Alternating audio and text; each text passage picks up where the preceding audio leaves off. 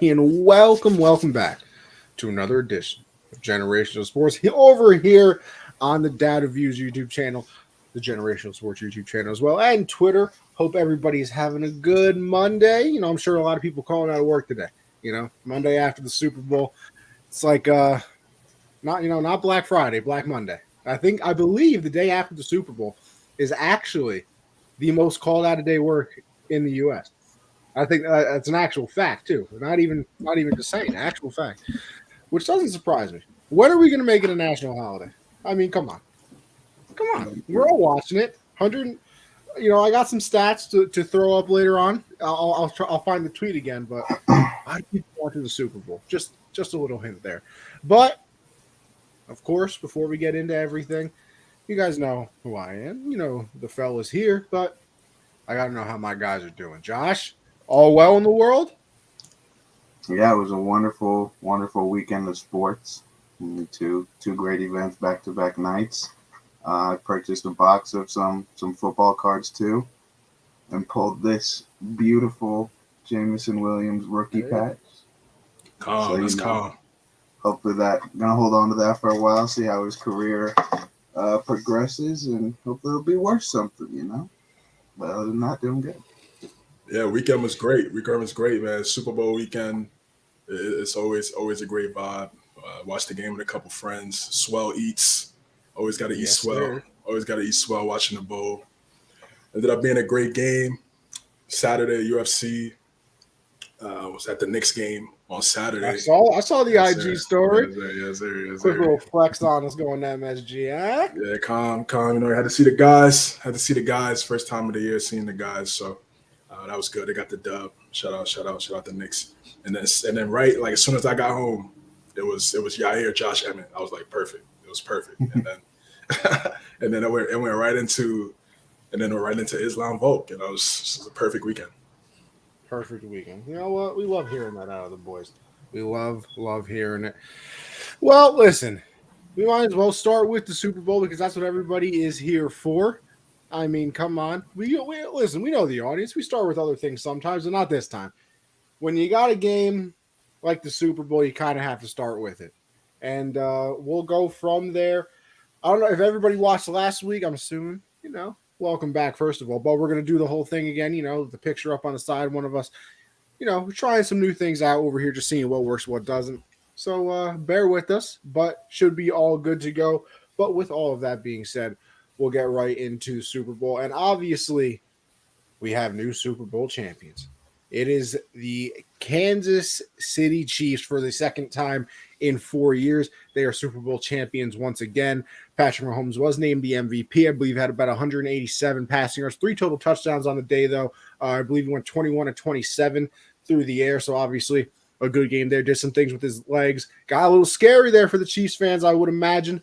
During the game, right before halftime, it looked like he got, it looked like he rolled the ankle again. And obviously we knew a little banged up, but had the 2 weeks to recover. So he was going to be good on that. But then when you see it get rolled up again, you obviously got to hold your breath a little bit, even as a fan of the game. If you like Mahomes, if you don't like Mahomes, that doesn't really matter. You never really want to see people get injured. So, you didn't want that because it was a great game up to that point. You didn't want anything to ruin it. And obviously turned out to be one of the, I don't think it's really hyperbole. I don't think it's an exaggeration. One of the best Super Bowls of all time. It's the recency bias thing you can say too. But I think even as we go down the line, this was just a great game overall. Listen, I put the 28-3 comeback still above it, so, might be a little biased there, but yeah, it's all right. But definitely an absolute banger of a game. And, there are a couple points I look at, Hurts just weirdly fumbling on a QB power, when I think that they were already, they might all no, they were up 7. They were up a touchdown at that point. They had the ball back. It looked like they could have been driving again because, as bad as the Eagles defense played, and obviously we're all going to get into that, when we get back as a group here. The Chiefs defense was not much better than I think. The Eagles punted twice, so the Chiefs defense wasn't really doing too much either. They could have went down, the Eagles being and scored on that drive, but Hurts obviously fumbles, and it gets returned for that touchdown. that tied the game up. You look in the second half when Quez Watkins, it is still technically a drop. Listen, I will say tough catch, kind of extending himself, but hits him in both hands, man. Hits him in both hands, even on the dive. It goes through his hands. He doesn't get that catch. I think the Eagles then settled for a field goal, which at the time doesn't seem bad, but obviously knowing what happens, touchdown really would have made things different. And I think the biggest adjustment that we all saw, coaching is a crazy thing. I think you look at some sports and you say, it doesn't really matter. Like, as much as I love baseball, managers in baseball, I don't think have that much effect on the game anymore, at least. Back in the day, you could go with your gut and, you could do this, or you could do that. Now it's a lot of analytics, a lot of computer telling you what to do and things like that. Coaching in the NBA matters obviously as well, but a lot of the times too, if you have the best players, you're moving on. The NFL, I think coaching matters most, and I think that's where you saw it. I think Sirianni is a very good coach, but Andy Reid is one of the best coaches of all time. And that's not just because he got a second Super Bowl ring. I think if he never won a Super Bowl ring, he would be one of the best coaches of all time. Definitely, on the offensive side of things. And he found a little crack in the armor of the Eagles, When they would motion, it looked like they were trying to pass it off. And when they would pass it off, if the corner was going to run with them, then they didn't want to get burned. So what did Andy Reid do? He said, all right, we're going to sprint them towards one side. And then when the ball snapped, they're just running right back to the other side, and corners couldn't get there. They didn't pass it off well enough either. So at that point, they have 2 wide open touchdowns. And then you get to the play that ended the game, essentially, with that being the holding call. Now, I don't know what everybody else is going to say. I don't know what Josh is going to say. I don't know what C is going to say. We haven't talked about it yet. But you can't call it. You can't call it. James Bradbury, after the game, says, yeah, it was a hold. And I'll tell you exactly why I think he says that. Because what else is he going to do? If he comes out after the game and says, oh, no, I absolutely didn't do that, everybody is then, oh, of course, he's going to complain about the refs. He's going to do this. So he takes responsibility. He puts it on himself. He does, I guess, the right team thing, and he takes the blame. You can't call it. You can't call it. I mean, players in the NFL, were tweeting it out. Media tweeting out. I think just normal fans tweeting out. That's just, to me, there was not enough there to make that big of a call in that moment. Is there a slight tug? Absolutely. So I guess technically you can't really say it's the wrong call because by definition, that's a flag. But in a moment like that, and if he didn't call it and the Eagles won, then that would have been a turning point. I don't know. Like with pass interference, if the ball is deemed uncatchable, they pick up the flag. So on a holding like that, the ball was 10 yards over Juju's head. I know it's a hold, it's a different thing. I feel like this is uncatchable. You might as well pick up the flag there too. I don't know. It just, and Josh, I saw you tweet it out as well, so I kind of want to get you in here next. Hell of a game, but you were right. I think it's going to be a lot of, talk about that flag at the end, which is a shame. You did say that. Just saying that a great game like that is going to come down to like, oh, they threw a flag when they shouldn't have. But listen, overall, great game. Can't wait to go back and forth with everybody on this and, see what everybody has to say. But just a little bit of a shame to end it like that. We got Christian here. What's going on, brother? Good to see you. Pat and Tom tied with Super Bowls through the age of 27. Listen, that's another conversation we got to get into. I've seen some GOAT discussion already. Can we, why do we got to do this to everybody? Why do we do this to the new flavor of the month every time something happens? Can the guy play a full career? Talk to me when he's got 7. Listen, it might happen at this rate, but talk to me when he does. I'm just saying. Josh, I want to get you in here and get your thoughts on a hell of a game. CJ, I see you smiling, chomping at the bit too. So we'll get you in there. Don't you worry about nothing. But Josh, what you thinking? Yeah, I mean, it was an amazing game. Both teams score on the first drive. That's the first time that's happened since Super Bowl 32, that both teams have scored on the first drive, which is crazy to think it was 24 Super Bowls between that happening.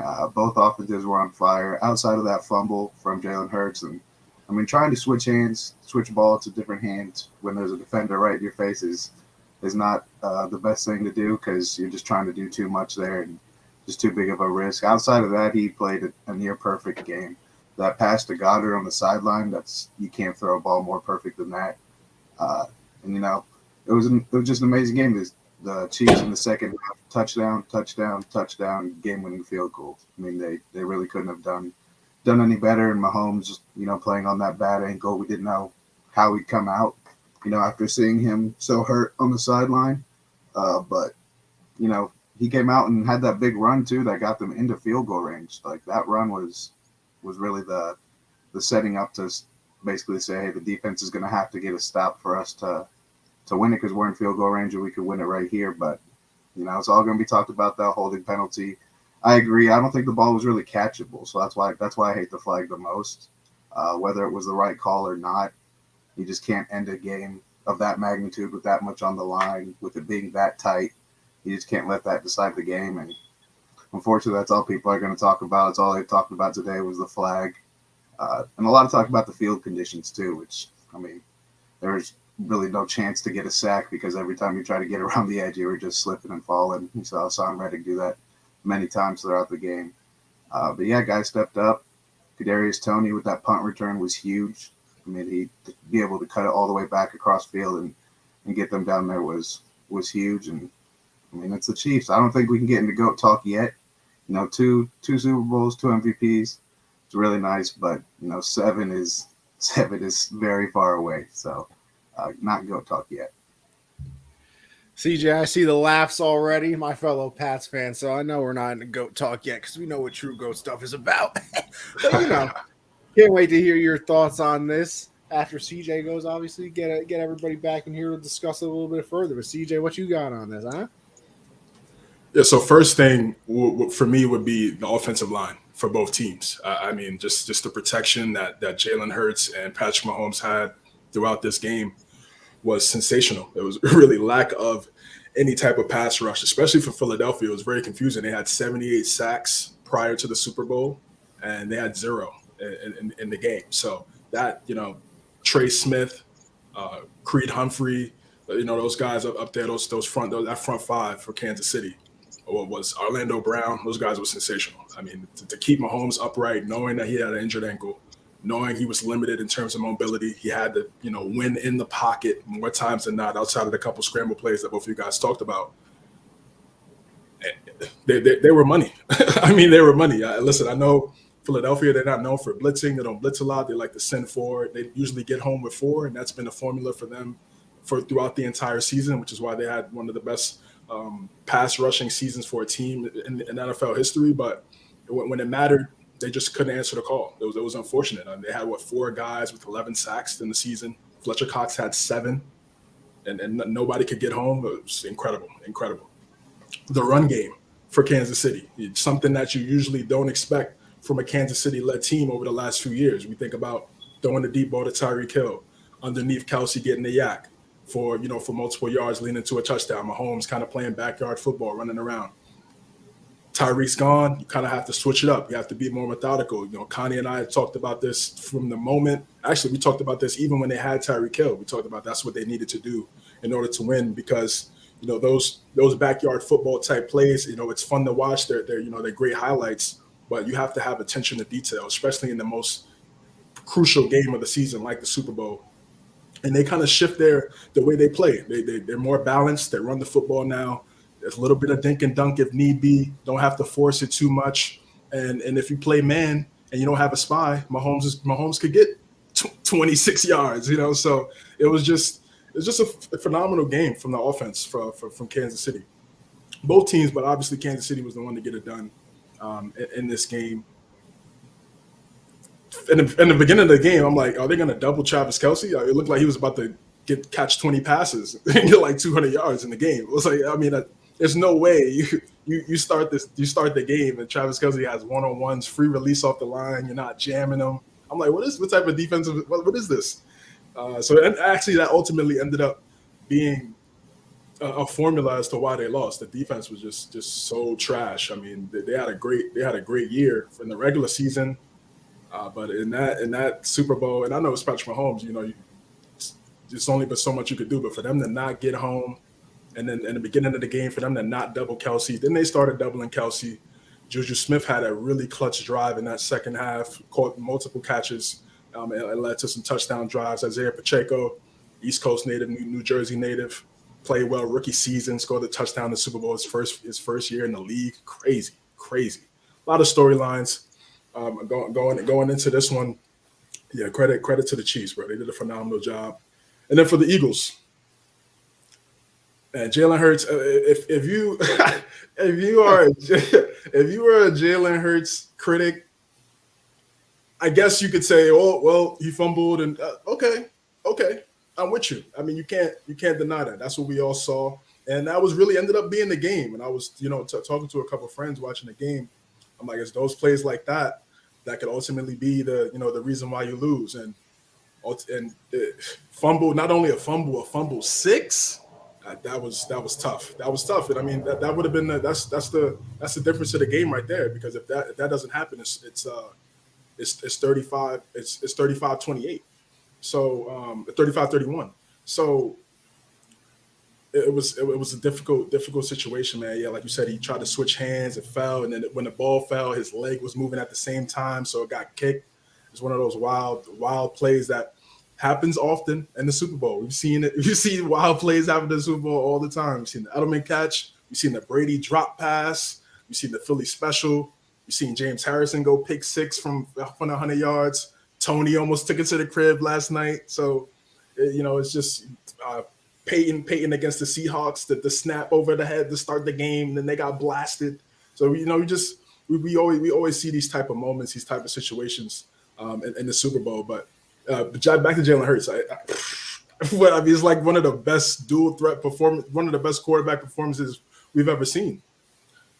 Granted, it's in a loss, and it's unfortunate that it was in a loss because had he was able to win the Super Bowl MVP, what that does in regards to bringing the narrative in terms of dual threat quarterback, like a true dual threat. We know Mahomes, he is dual threat. He can move around and do things, but I mean like a more run centric type offense because of the quarterback, and he can pass as well. But we haven't really seen that as much, even in this dual threat type era. So that would have been special if he was able to do it.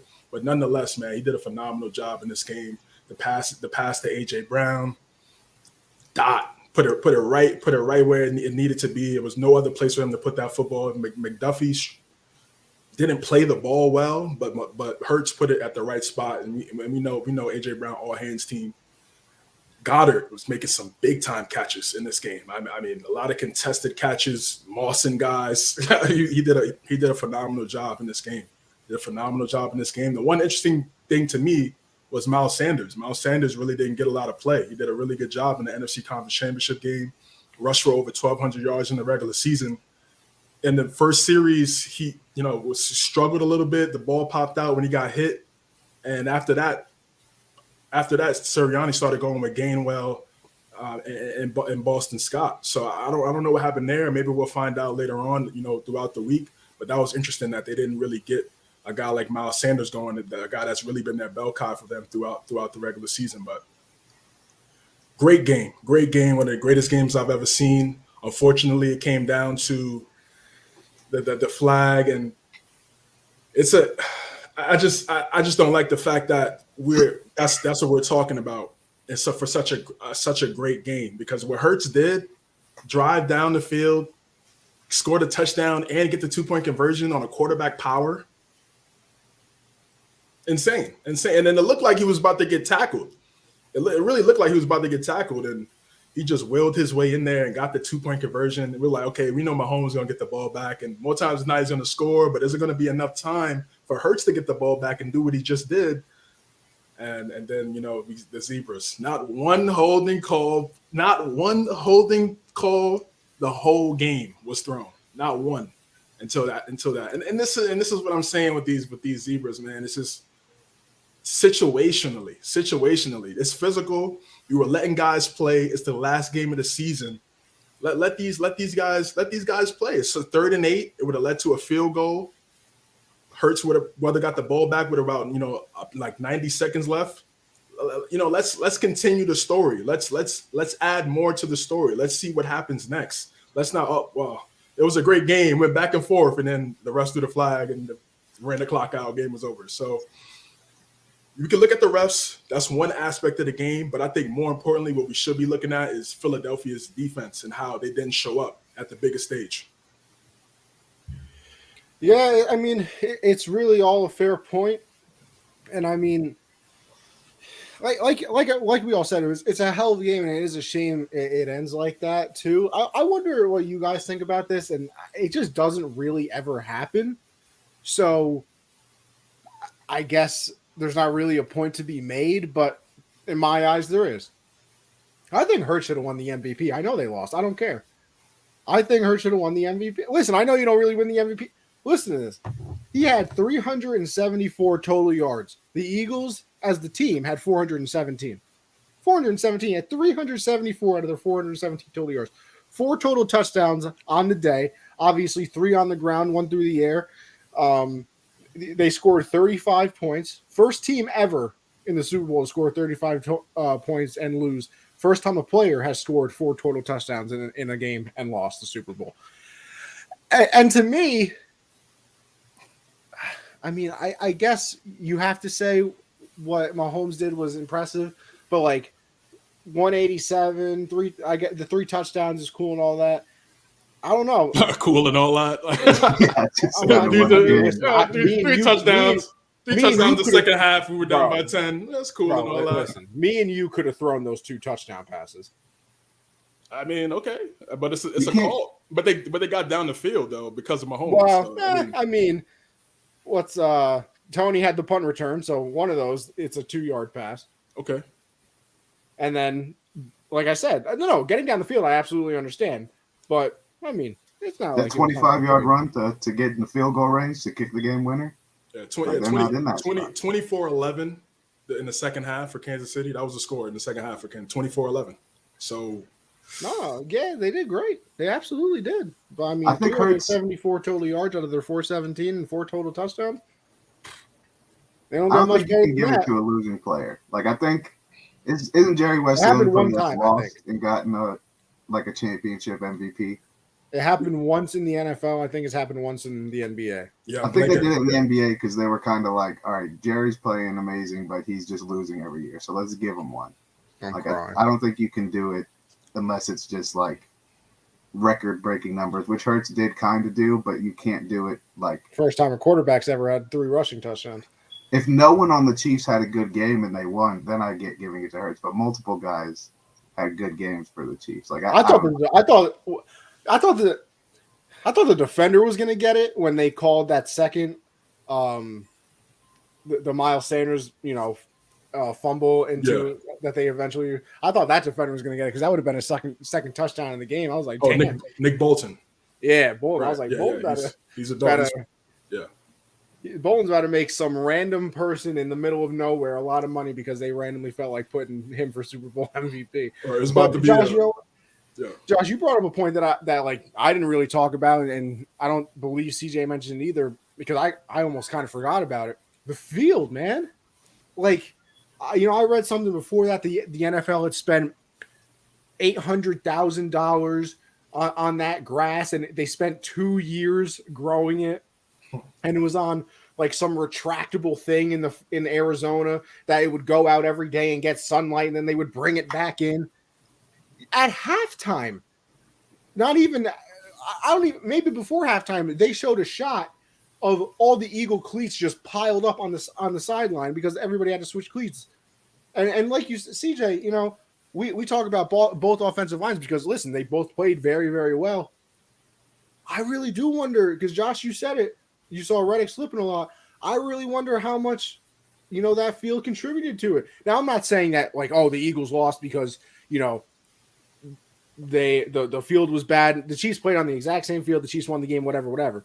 But, we saw it in the in the Buffalo game, Buffalo and the Bengals when it's snowing, snowing outside, nobody can really get traction.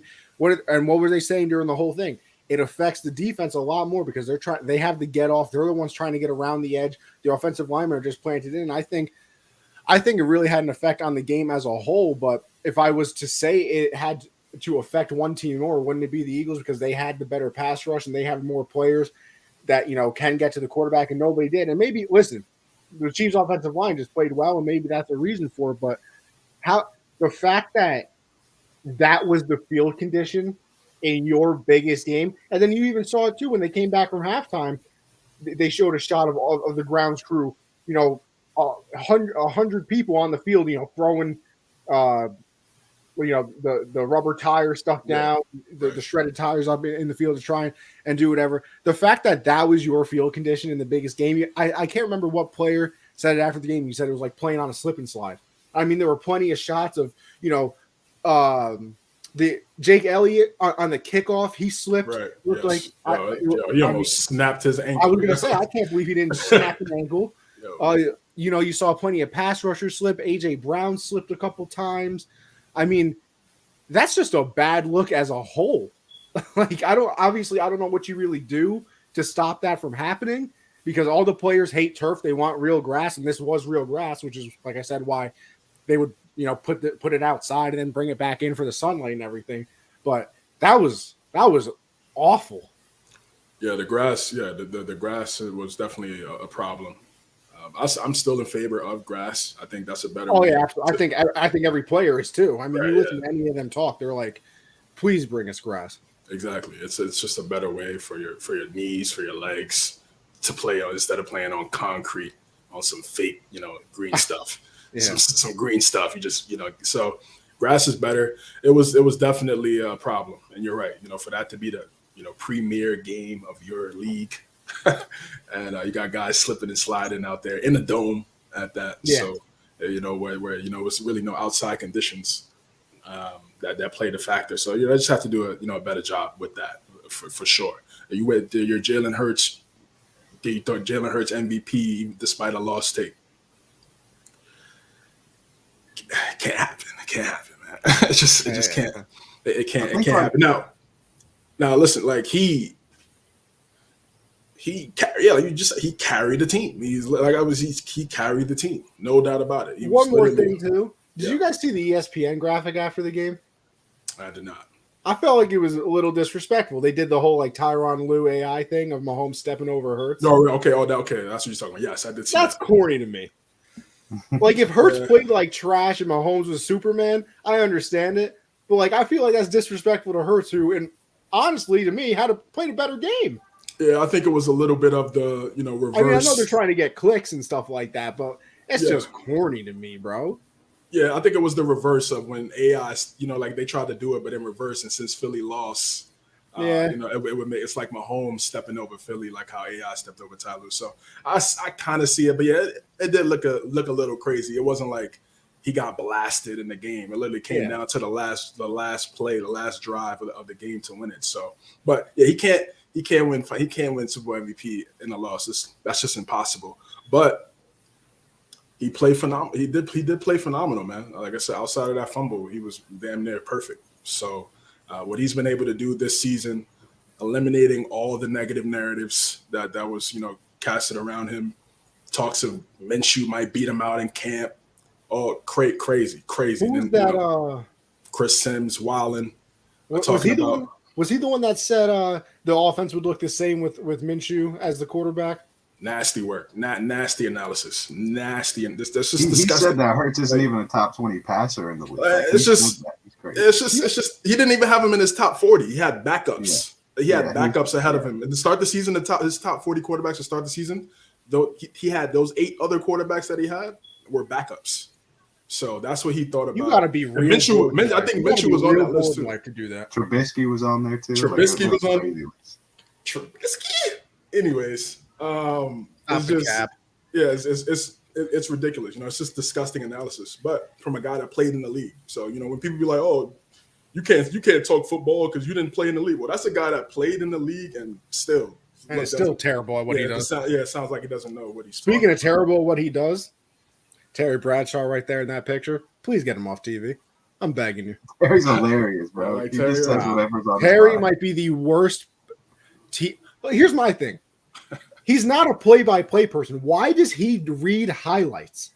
Because it's funny. Yeah, it's funny. That's why they do it. He doesn't even know what he's saying half the time. I think that's the funny part. Right. That's why they do it. Bro, that's elder abuse. He loves it. Even when he was like, not as old. It was still wild. It was still wild. So you guys like Terry Bradshaw on TV? It's cool. I guess for me, it's just I grew up watching him, bro. So for so long, I mean, so did I. But I mean, you're just kind of just used to them. You're just used to that crew. I'm used to seeing that they kept all those guys together for so long. It's like, I'm used to him messing up on highlights and Terry might be time to pack it up, boss. No. Maybe, and then of course it's the fact that him winning 4 Super Bowls, and being a part of one of the greatest dynasties of all time. So it's cool. But now just real fast with Hurts too. Before we move on, it's like CJ, we're doing a lot of patting ourselves on the back for a Hurts. By the way, we should be doing a lot of that. I mean, I hate to be that guy. I'm kidding. I love to be that guy. But god damn, were we right? And we were trying to tell everybody to wait. Everybody was jumping off the ship because Hurts didn't play that well last year. Listen, it was his rookie season in my eyes. He played like 3 games before that, barely got any time, and then he has a mediocre year, which, by the way, still brought them to the playoffs. Now, were they a juggernaut? Obviously not. But guess what? They trade for AJ Brown. You pair that with Smith. You finally have your identity of we're going to run the ball. Oh, and Jalen Hurts can also do that too, by the way. You pair that with a good team. Oh, look, they're in the Super Bowl. I'm just saying we did a good job, CJ. I mean, it's hard being this smart sometimes. Expectations grow. People get, it's difficult. Yeah, the tape is out. The tape is out. People could go back and watch, what we said throughout the season. Just because, and then, for us, it was that's just chapter 1 of the book. So to say what what the rest of the book is going to be like after reading chapter 1, you're failing as a reader, or a watcher in this scenario in terms of football. You're doing yourself a disservice. You're like, oh, after seeing the first season of his career, or the first season of him starting his career, like, oh, this is it. This is who he's going to be. He's not going to get better. That's it. He's going to stay the same. Not going to improve. No work ethic. That's just it. He's just going to be mid. He's just going to be mid. No, it doesn't work that way. It doesn't work that way if you have the drive. You can't judge and measure what's in somebody's chest. You can't. He's built different. We do that too. That's why it's such a microwave society now. Yes. Where it's like everything, I need it now. And listen, Josh is our generation, generational sports, of course, Gen Z. Weren't we good with that wordplay coming up with this title of the show, Josh? I mean, smart as hell. It's hard. Like I said, it's difficult being the smart Josh. We got expectations and things like that. It's difficult. I got to live up to it. But like everything has to happen now. Like you can never, it's a meme now. But like you can't let anything cook. Like you can't. Like there's no. And this is gonna sound corny too. There's like no crock pot meal no more. You would go to school, mom 7 a.m, put something in the crock pot. You get home at 3:00, and it's still like 2 hours until it's done. It's like, God damn, it's been on all day. Surprised the house hasn't burned down somehow. But like that doesn't happen anymore. It's like, oh wait, he wasn't great in his first 2 or 3 starts. Is it time for the backup quarterback to come in? Like, really? What are we talking about now? Like how? Because I think what it was is a lot of wins truthers. Oh yeah, and you got to go through the list too. Like how many people wouldn't have a career in something if the first time they did it they weren't good? Like, all right, they should have went back to Bledsoe then. It's not like Brady knocked anybody's socks off. I mean, yeah, they did win the Super Bowl, so I mean, I get more, but it's not like he was out there throwing for 400 yards and doing everything. Brady, all right, so you should have went back to Bledsoe. All right. That was a discussion though. Like, yeah, but it didn't happen. It didn't because Bill understands. And did Josh Allen is a bust. Can't play football. All right, now he's in the MVP conversation all the time. Well, I mean, Peyton Manning, his first year in the league, awful. I think he has the most interceptions of a rookie in a rookie season ever. Mm-hmm. Absolutely terrible. All right, top 5 quarterback of all time. It's like all of these little things. Nothing has time to breathe anymore, and I think Hurts is just another victim of that. But he proved it wrong because second season, I still stand by the fact that if he doesn't get hurt, he's the MVP. I mean, sure. I mean, I don't even think that's really much of a stretch either. It was either going to be both either Mahomes or Hurts. And I think that was another reason why this made this game so great is you had the top 2 MVP candidates playing in the Super Bowl. I was thinking that earlier. I was thinking about, man, I wish I was able to see LeBron versus Kobe in that 2009 season where Kobe had made it, but the Cavs just couldn't get past Orlando. And we finally would have saw LeBron versus Kobe. That would have ended so many debates that transpire from then to now in terms of LeBron versus Kobe during that era. You know what? Speaking of debates, because it's not really a debate yet, obviously, but if things continue to trend, we're going to get into a Mahomes GOAT conversation. I saw some people saying he already is, and blah, blah, blah, this, that, whatever. What does he have to do to be the GOAT, though? Because here's what happens. Here's what happens in my eyes. Say he ends with 7 rings. All right? Let's just live in that world. 7 rings, 2, 3 more MVPs, cool, whatever. Is he the GOAT? Because when Brady was playing, he beat him in an AFC championship game. He beat him in a Super Bowl. Like, does he have to do... Is it going to be that LeBron MJ thing where, like, I mean, listen, I'm going to be biased here. Brady's probably always going to be my GOAT till the day I croak because he was my guy and he played for my team. He gave me a lot of happiness throughout the years. So, like, that's probably going to be my thing. But is it going to be like, yeah, Mahomes has 7, but Brady beat him head to head. He needs the 8th. Is it going to, like, with LeBron where it's like, well, I mean, he has, a couple rings, but Jordan was 6-0. So it's like, okay, well, now LeBron's all-time leading scorer too, and it's like, oh, no. Jordan's still the GOAT, whatever. Like, I wonder if it's going to turn into that thing. And I guess I'll probably sound like the old head in about 40 years when I'm talking to people, and I'm like, nah. This new generation, you should have seen Brady play. But what do you think, Josh? I kind of want to start with you here because I got to hear your thoughts on this.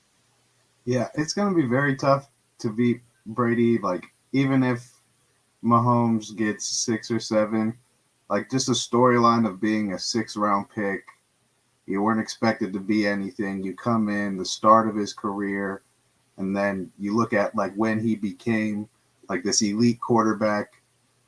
Before Gronk got there wasn't really too much help on the outside.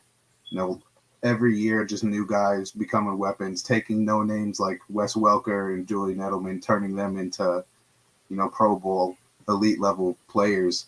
It's going to be tough for any quarterback to top that. I mean, if anyone's on the right path, it's Mahomes.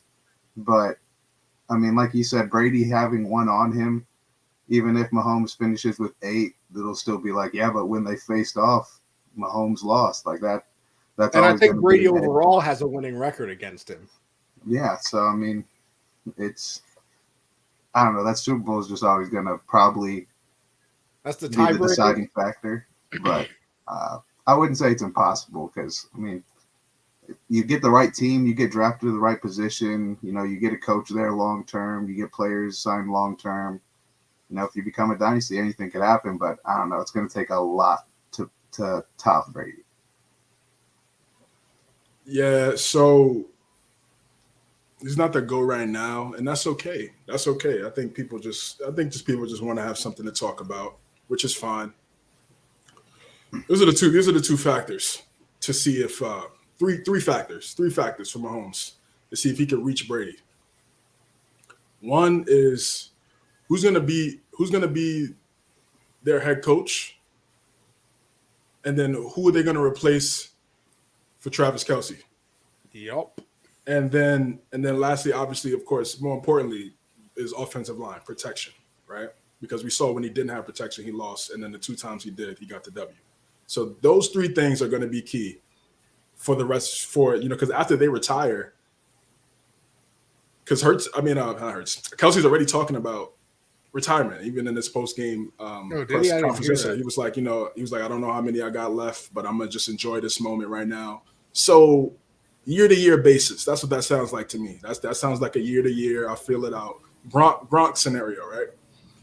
Yeah, Kelsey's never really had the injury. Like, I mean, right? He's still talking about retirement. Yeah, like Gronk, you always kind of felt you were always kind of like walking on eggshells because it was like, damn, he tore his ACL again, or like, damn, his back is messed up again, or his elbows. And Kelsey's never really like I don't even know the last time Kelsey's missed a game. Yeah, he hasn't had anything crazy. No serious injuries. He's 33, like Gronk. Yeah, he's 33. But again, he's done a lot. He's already had a lot of success. Second most receptions and I believe touchdowns in postseason history. It's the same thing. You talk about what Mahomes and Brady. It's the same thing. Gronk and Kelsey. It's really interchangeable. But those are the three factors for Patrick, man. If he's able to, if the Chiefs are able to find another supreme outside threat for him, one or two, and then who's going to be that next head coach after Andy Reid retires? Will Eric Bieniemy take the reins? Will he pass the torch to EB, or will EB take a job prior? Where he doesn't want to wait for Reid to pass the torch and he gets a job beforehand? I don't know, but we could already see that Patrick Mahomes is going to outlast those two guys.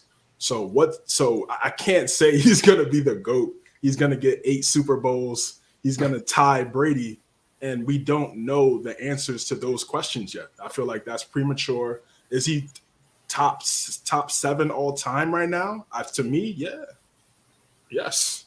I think so. There's only 3 other quarterbacks with 2 MVPs and 2 Super Bowls. It's Peyton, Joe Montana, and Tom Brady. Exactly. So that's exactly. Elite company. Elite company. And even if he doesn't get the 7, we could assume he at least gets more than 2.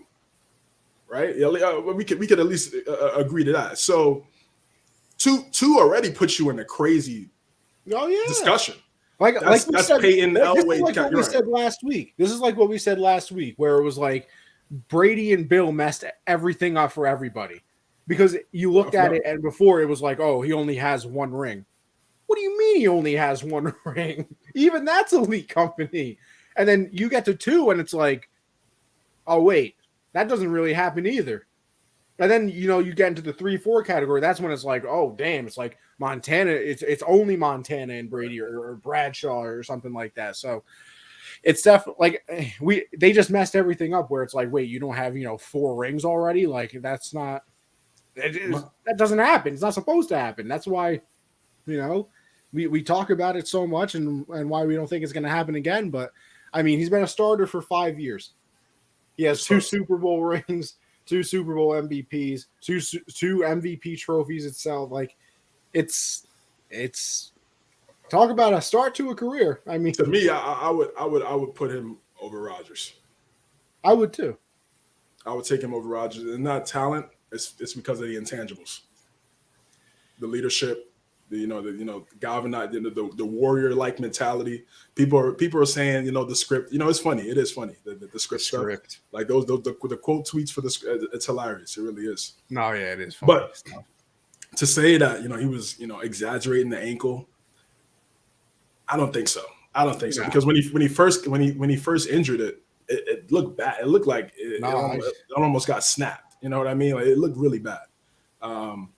And even though you have a couple weeks of treatment, that doesn't mean it's just going to go away.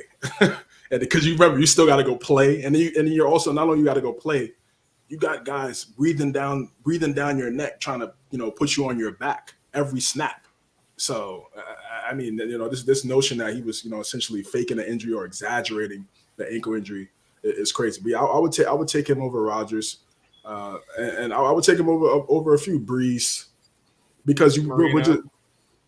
I mean, and it's unfortunate, he just never won a championship, so he just won't be in that discussion. And that's the sad part. I feel like Marino is the one person that we always put in like a super high conversation that doesn't have a ring. Because like even Charles Barkley, who's like the other notable person I think that everybody thinks about, I don't think like nobody ever puts him in the top 10. Never. And like Marino, it's always like, okay, Brady, Peyton, Montana. Oh, don't forget Marino. And it's always, and like, I literally didn't see him play a single snap of his football career. And I know that he's an all-time great passer. Like, all you have to do is listen to literally anybody who's ever watched football speak about him. But and I'm not even saying that they're wrong about it either. I'm just saying it's funny that he's like the one person that we always do that to. Yeah, it's he was because he was doing everything that we see Mahomes and Aaron Rodgers was doing in the '80s. Yeah, I mean, So when the rules weren't favored for the quarterback, he was doing all that and stuff. when everybody else was still 21 personnel running the ball. Right, exactly. He was one of the guys. I mean, Johnny Unitas. If you really want to go straight, his super historian with it. But in terms of like the new era, everybody talks about the '80s and the '90s being that golden era. He was on top. He was on top during that time. So it's just unfortunate he went to the Super Bowl his rookie season and never went back. Never went back, man. So it's tough. It's tough to win. It's tough to win. It's tough to win. And you got to remember too, Brady won 3 and then win another one for 10 years. 10 years, bro. Not like 3 or 4, a whole decade. He went there but lost. Yeah. And he didn't win. So it's not as easy as we think. Brady, Mahomes, these guys have made it look so easy because they're so great. But to get there is not easy at all. What Mahomes is doing right now, his first 5 years as a starter, AFC Conference Championship game or better every single season as a starter is crazy. 3 Super Bowl appearances, 2 championships, 2 Super Bowl MVPs, 2 regular season MVPs. So I get it. I get why he would be in that discussion, but let's wait, bro. Let's wait. He still has a lot of time left in his career. A lot of time left in the career, and I mean, we just said it. You thought Dan Marino, oh yeah, he'll get back. They didn't get back. So Aaron Rodgers, same thing. Yeah, Rodgers, you're like, this is one of many Super Bowls. He's going to win a couple. Listen, Mahomes already has a couple. He has 2. But still, that whole like, oh, yeah, well, obviously he's going to, win another 2. It's like, okay. Like, let's calm. Like, it looks good. Like you're not really going out on a limb saying that, I guess. Right. Because as long as Kelsey and Reed are there, it's not the craziest thing in the world to say. But, like, also in the back of your head, remember, like, this is the hardest championship to win in sports, I think. No doubt. I mean, if you want to go like worldwide, I don't know. You want to say the World Cup, obviously, I guess. But if we're talking like the 4 major sports, obviously, everything else is a best of 7. The NBA, like I feel like whatever team has the best player usually wins the chips. You don't see the 1-8 upset. Like, that doesn't happen. MLB, I think you see, some teams that you wouldn't necessarily say are the best. Like this year when the Phillies made the World Series, I mean, they ended up losing, but still, it's maybe that team we didn't think was going to get there. The NFL, man, you listen, 18-0 Patriots losing to the Giants. Like nobody thought the Giants should have been there, and everybody thought the Patriots were going to, roll through everybody. The Bengals last year, it's like, yeah, okay, nice Cinderella story ride until, they go play the Chiefs in Arrowhead. Then, it'll come crashing down, whatever. It's the things like that. But listen, that's been the Super Bowl. Hell of a game. One more thing, 113 million people watched the Super Bowl. 113 million.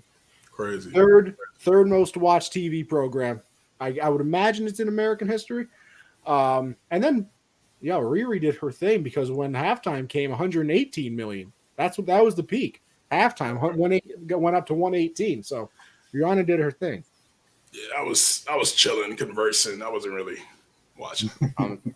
Listen. All I'll say is this: ASAP, I see what you're doing. Respectfully, yeah. Baby number 2 on the way. I don't blame you, brother. Good for them, man. She got classics. She got hits for sure.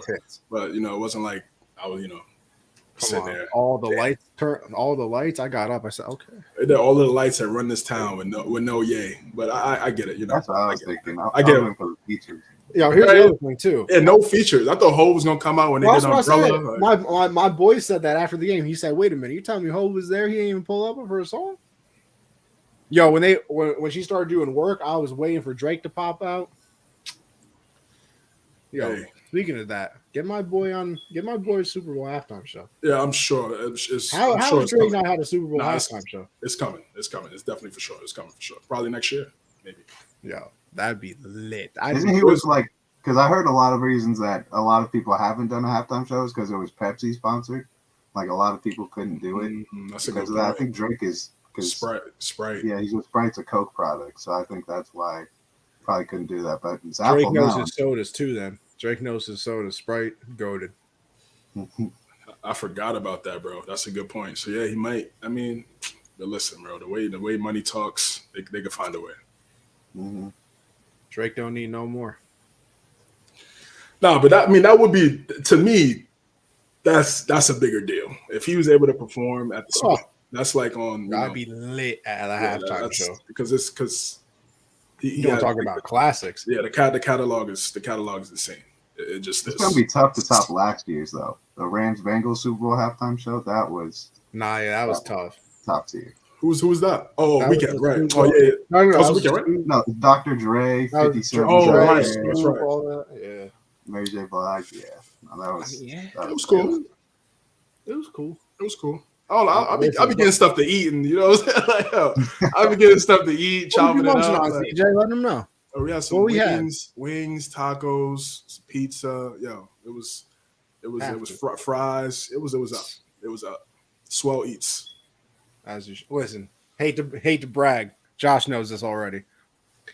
Shout out Underdog Fantasy. By the way, use code Gen Z to double your first deposit up to $100 if you haven't done that already. I walked out $260 richer from the Super Bowl.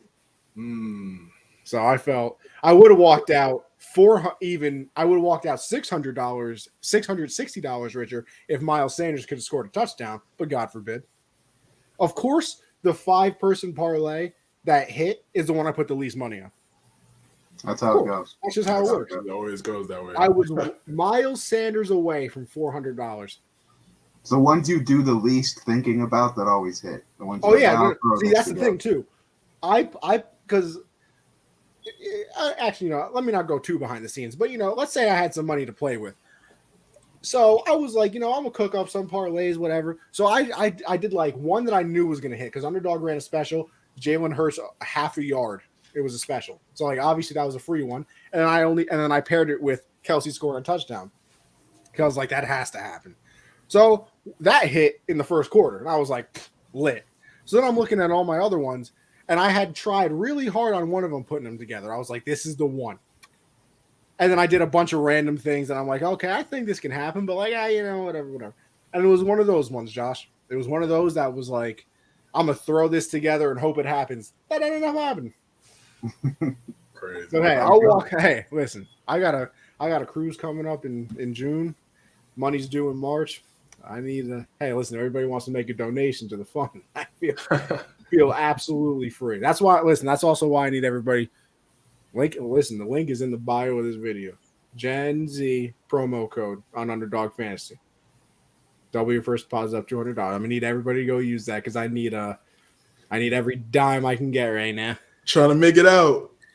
You feel me? Trying to make it out. CJ, I hope you've signed up.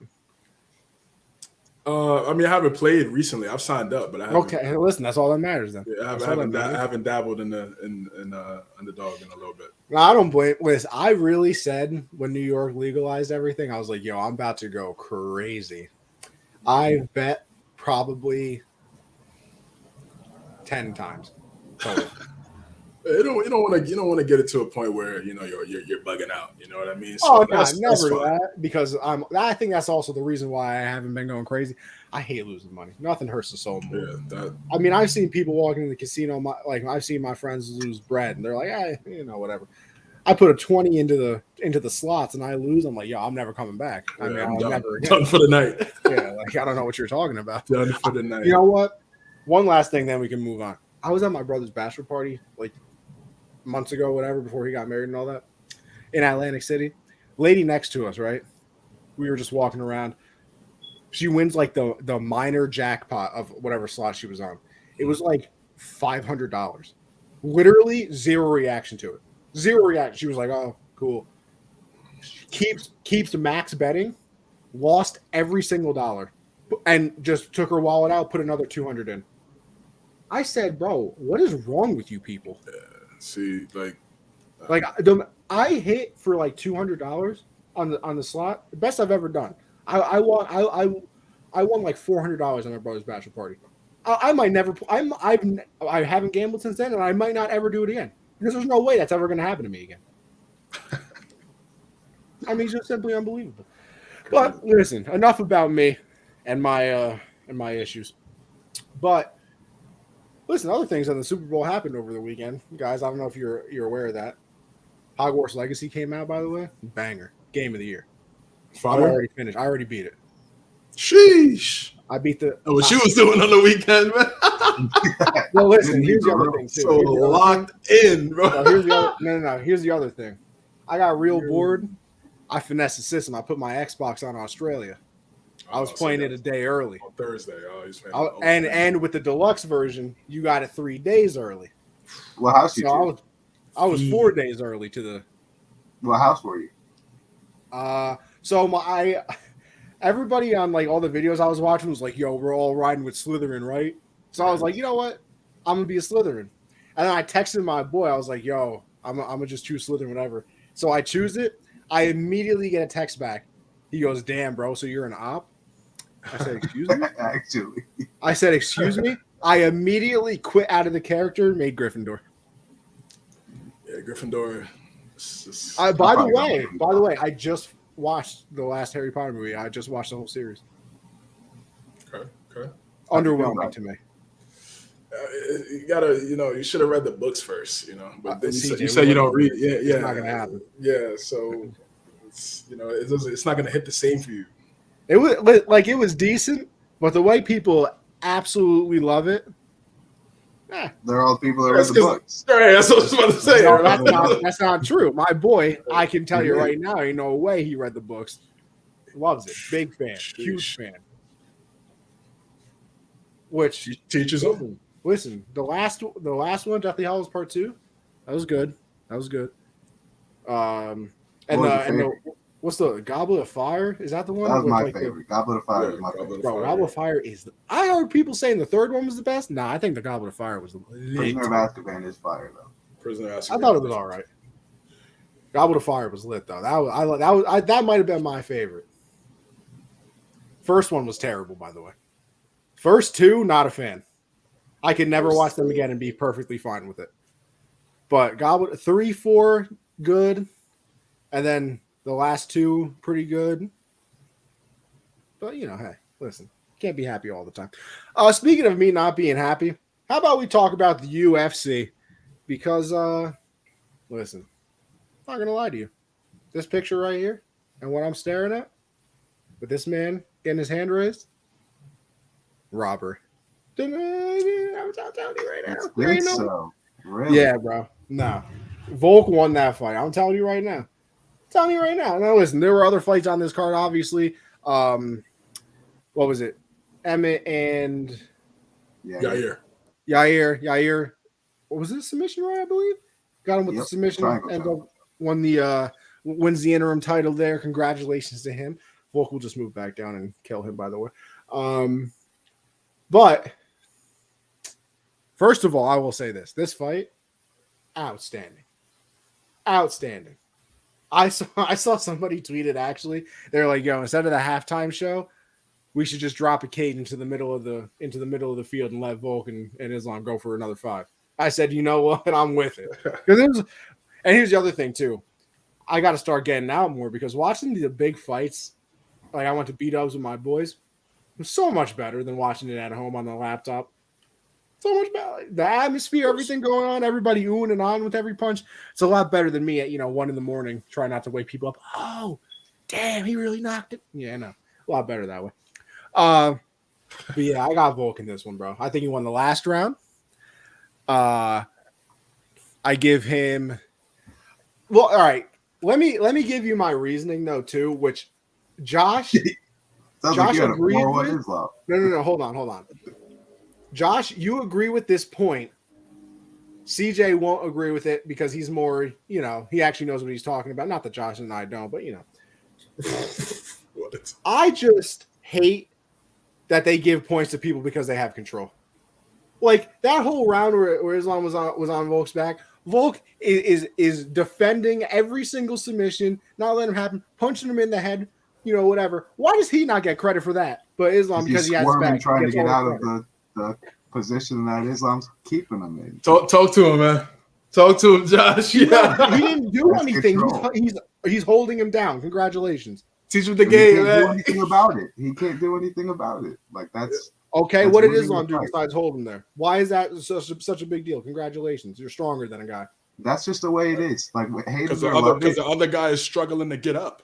Yeah, he can't do it. He's You defenseless. don't do anything with the position though. That's like, listen, I'm fat. What if I go lay down on some skinny person? They can't get up. I should get all the You're points. winning the fight. Then you're winning the fight. If And they guess can't what? do That is the anything, dumbest thing ever. Because if I'm laying on them and they're punching me in the head, they should get the points, not me for laying on top of them. Well, I mean, Volk did a good. It wasn't. He was trying to get submissions, but Volk did a good job of fighting the hands. So why is that not credited to him? Because he's still on his back. He still got his back to Islam. We just don't care about defense. No, I'm saying he did a good job. He did a great job. No, he did better than what anybody would have saying, expected. No, I agree that. I agree with you. That I'm saying, like, defense just doesn't mean anything to judges or anything. Like, why is defense not? It does. No, it definitely. The judges are crazy, bro. They had 49-46. Yeah, 49-46. You should never be allowed to judge a fight ever again. I mean, you had Islam win it 4 rounds. I mean, that's crazy. That's crazy. But we getting right into the reaction, or yeah? Okay. So CJ, this is our show. We can do whatever we want. So Alexander Volkanovski, man, is a warrior. He's a dog. warrior. Let me just start there. Dog. No one. What was he? 3-1 underdog, Josh, right? Yeah, that's the only reason I bet on this fight is because he was plus 310. Did you see the live odds after the first round? The live odds after the first round, Islam was a minus 700, and Volk was like plus 550. I almost broke out my phone. I said, "Damn, I might have to bet on this." No.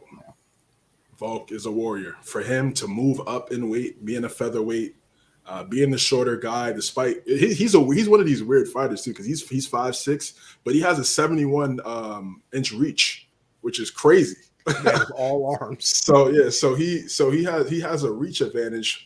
I remember that too, because when he went up against Max, like Max is significantly taller than him, but Alex was tagging him with jabs all day, and I think Holloway's reach is like 69, but Volk, man, he's just a dog, man. His takedown defense, get him back up, because that's the thing. Like when you go up against these Dagestani guys, the Russian guys with the sambo wrestling, it's one thing to get taken down, but if you're not getting up, it's over. It's over. What they do in terms of locking your legs, this is stuff we had talked about last week when we previewed the fight. I was just unsure. I just didn't know if Volk was going to be able to get up, and he kept getting up. He was tagging him. He threw a lot of flurries to Islam. He tagged Islam. He hurt Islam. Dropped him twice. Dropped him a couple times. He did a great job. A great job. He proved why he's one of the greatest fighters in the world. Number 1 pound for pound. Okay, you could give it to Islam now, I guess, if you want to have him still at 1, I'm not debating that. He did a phenomenal job, especially considering the circumstances. Him being the smaller guy, him being the guy that doesn't have the wrestling background, and the way he fought, he did a phenomenal job. But I had Islam winning 3-2 in this fight. I think the 5th round easily went to Alex. For him to finish the fight on top of Islam, tagging his joint, I was like, whoa, what is this? I was like, what is? But I did say going into the 5th, I was like, Volk is gonna have to get a finish if he's gonna win, because I feel like he was down 3-1. So I was like, man, he's gonna have to try to get him out of there. And he almost got him out of there. Yeah, he literally, for him to finish the fight with Islam on his back and he's postured up and in Islam's guard and just tagging him, I'm like, oh, what am I watching? I was shocked. I didn't think I would ever see something like that, bro. But we also have to understand, Islam is not Habib. And I think a lot of people, they see, because they're brothers, not little brother, but best friends. They grew up together. So we see Islam and we think, oh, it's not the same story. They're similar fighters, but not the same story. But I still feel like Islam his striking was really good. It was sharp. It was crisp. That left hand, he was tagging Volk. Dropped. Volk was on one knee, staggered him a little bit. I think a lot of people underestimated Volkanovski's wrestling in terms of takedown defense, and I think a lot of people underestimated Islam's stand-up game in terms of striking, his jabs, that left hand. He was hitting Volk with that left hand all night. So close fight, very close fight. It wasn't like it was just like 3-2 by a wide margin. a couple of those rounds could have went either way because of what you're talking about. Yes, he was laying on Volk, and where you could see, listen, he's not really doing anything. It's not as active as what you would see from a guy that likes to do ground and pound and things like that. But the control time is real because if you put somebody on the ground and you're keeping them from getting up, you have to judge that? You know what I'm saying? You have to give them credit for that. So it's very tricky. These judges in the UFC are very weird. I don't know where they come from. Boxing, I don't know what their background is. The commission, the state commission, some of the cards are insane. When you read it, that's why I understand these fighters just trying to get guys up out of there, because if you let that joint go down to the judges, you could get really robbed. You could truly get robbed. But yeah, nonetheless, great fight. One of the best fights I've seen in a very long time. It's very rare that we've seen pound for pound fights. I wanted to see John versus Silva for so long. For so long, they just never wanted to fight. They had respect for each other. I was just like, all right, bro. And then Silva goes up to 205 and works Forrest Griffin. So I'm like, bro, because you're gonna tease us at light heavyweight and then not fight the champion. It was crazy to me. It was crazy to me. We never saw Spider versus GSP. But then GSP comes back after 3 years and fights for the middleweight belt against Bisping and wins the belt when Silva's not. I'm like, what are we doing? What are we doing? Those would have been protecting legacies. They're protecting legacies. That's what it looked like. That's what I'll still give UFC credit though. Dana's going to make that fight. Dana's going to make that fight. Oh, yeah. So, that's what I'm saying. I was going to say I still give UFC more credit than anybody because they'll at least try and give us fights like this all the time. I mean, I say it all the time, and Josh, we've talked about it. That's why boxing sucks. Like, how long have we wanted Spence and Terrence Crawford to fight? How long? What, 3-4 years? It's not. It's never going to happen. And now Ryan Garcia and Tank. I saw something a couple days ago that might be in jeopardy now. It's not happening, bro. No. It's not happening. Like, what are you? And then listen, and it might just be me, but the fact that you're a title holder in boxing and you have 85 different belts is the dumbest thing I've ever seen. He's the WBO, WBA, WWE world. Like, all right, bro. Like, what are we talking about? WWE, that's funny. What are we talking about here? Oh, time to unify the belts. Oh, yeah. So now we can hold 7 instead of 6. Like, it's just the weirdest thing ever. It's kind of like it'd be. I think the reason there are so many belts is because like the way there are more MMA, places now, like one and all the other places. With boxing, you're not really like stuck in one. Like no one really rules it. Like you can win all those belts at any different time. Really, the contracts I think in boxing are just completely different, so people can hold multiple titles through, multiple places. I think that's the biggest issue. It is an issue, but if anything for boxing, they should just do continents. Be like, all right, you're North American, European, whatever. It's because of the networks, the TV networks, man, and these the WBO, WBA, WBC, WWE. They sign these deals with these networks. You look at Top Rank. They have Haney, Lomachenko. They have all those top guys, and that Tyson Fury. Tyson Fury. Yes, they got ESPN. You got PBC. They have Fox and Showtime. So and then they usually work like that. So even though it's not one monopoly like the UFC and then everything else, it's still a couple. But the politics in boxing is very bad. But nonetheless, more so about the UFC again. I mean, like I said, it's just more rare that you see pound for pound number 1, number 2, and they're similar in weight classes go up against each other. I just feel like we just got robbed of 2 great fights. Silva GSP, Silva John. Those would have been classics. John's back in like 4 weeks. You just got to cross your finger. You got to just cross your fingers. Yeah, you're right. John ain't back till he's We're not there yet. We're not there yet. Until Bruce Buffer says it's time. Which he never misses, by the way. Bruce Buffer never. Bruce, every time he speaks, I want to run through a wall. Yeah. If I could have Bruce Buffer call me every day and be like, yo, if you don't get your fat self to the gym, I'm telling you it's right time. now, he's kidding. Like right before right before anybody ever asked me to go to the gym, I just need a phone call from Buffer and be like, "Yo, it's time." And I'd be like, "All right." Instead of saying no, I'm going to eat another snack, I'd probably be in the gym. I'd be down. I'd be skinny, looking great right now. But I ain't got Bruce's number, not yet. Josh, what do you think about all this, huh? Yeah, like I said, when I saw Volk was plus 310, there's no way I could pass that up. I was shocked to see that. But, Islam, his average, favorite in fights is like minus 525 in all of his fights. Like, it's just insane how much he's just always favored. And you know what? I thought Islam won too. I thought he won round one pretty clearly. Round two, I thought Volk was on his way to win, but I thought Islam stole it at the end. I think that's what he cut him with that perfectly timed elbow, landed a couple more shots, had him wobbled. So I thought he stole round two. Thought Volk easily won round three because he knew he needed it. He knew he was down 2 rounds. And then round four is when, I hate it as much as you do, Connie. I hate that ground control is such a factor, but it is. That's just how the fight goes. If someone is not letting you do anything you want to for 3.5 minutes in a 5-minute round, they're going to get the points for that. And that's what happened in that fourth round. I think that was the perfectly timed takedown where Volk went with like a crazy heavy right and Islam shot, and it was just a perfect takedown. Yo, it was so beautiful. It was perfectly timed. You can't do any better than that. And, he held him there. And then I agreed with CJ. I thought Volk needed to get a finish in that 5th round.